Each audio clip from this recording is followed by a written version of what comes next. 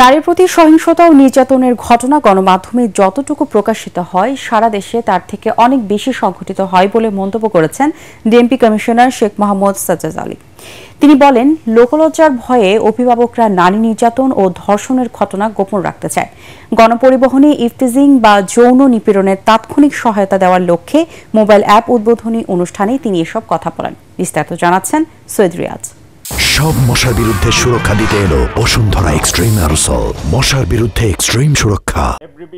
সারা দেশে নারী নির্যাতন ও ধর্ষণের ঘটনা যখন মানুষকে আতঙ্কিত করে তুলেছে, ঠিক সেই সময় রাজধানীর ডেইলি স্টার ভবনের একটি মিলনায়তনে টেলিভিশন সংবাদকর্মীদের সংগঠন ব্রডকাস্ট জার্নালিস্ট সেন্টার বিজেসি ও সুইস বাংলাদেশ ফাউন্ডেশন যৌথভাবে হেল্প নামে একটি অ্যাপ ভিত্তিক পরিষেবা উদ্বোধন করল। হ্যারাসমেন্ট এলিমিনেশন লিটারেসি প্রোগ্রাম হেল্পের মাধ্যমে যে কোনো পাবলিক ট্রান্সপোর্টে চলাচলের সময় নারীরা তাদের সাথে ঘটে যাওয়া যৌন নিপীড়নমূলক ঘটনার আইনি সহায়তা চাইতে পারবেন।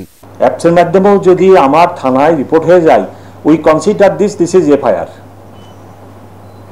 এর পরবর্তী স্টেপে যদি যখনই অ্যাকশনের প্রয়োজন হবে, বেসড অন দিস আমরা মামলা শুরু করব, যে দিস ইজ এফআইআর, ওইটা থেকেই আমরা শুরু করতে পারি। আমাদের কোনো আইনগত বাধা নেই।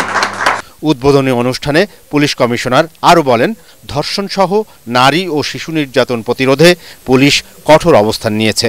কমিউনিটি রিঅ্যাকশনের কথা ভেবে, কন্যা শিশুর মানসিক বিষয়টিকে ভেবে ওনারাই পিতামাতাও এইসব ঘটনাকে লুকায়।